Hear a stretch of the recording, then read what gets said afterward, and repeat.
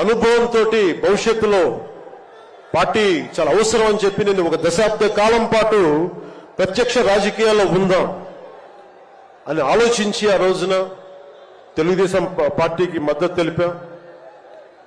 ప్రభుత్వం వచ్చింది ఆ రోజున. దురదృష్టవశాత్తు చిన్న అభిప్రాయ భేదాలు కావచ్చు, కమ్యూనికేషన్ గ్యాప్ వల్ల కావచ్చు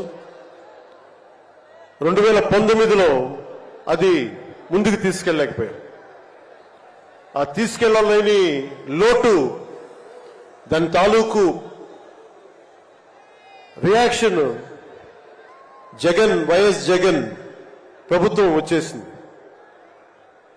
నేను ఏ రోజున కూడా ఒక దశాబ్దం కాలం పాటు చాలా సుదీర్ఘమైన అనుభోగిలో రాజకీయాలకు ఈ ఆంధ్రప్రదేశ్కి కావాలి, నా వంతు కృషి నేను మద్దతు ఇద్దామని ఆ ప్రయత్నంలో మనం మిస్ అయ్యాం. దాన్ని ఈ 2024 మనం ప్రభుత్వాన్ని స్థాపిస్తున్నాం, మార్పు తీసుకొస్తున్నాం,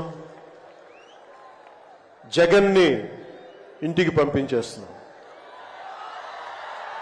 నేను వింటుంది 25 మంది ఎమ్మెల్యేలని మార్చారు, ఇంకొక 80 మంది, మొత్తానికి కలిపి 80 మంది ఎమ్మెల్యేలు మారుస్తున్నారని నేను వింటా ఉన్నాను. మార్చాల్సింది ఎమ్మెల్యేలు కాదు, ఈ రాష్ట్ర ముఖ్యమంత్రి జగన్.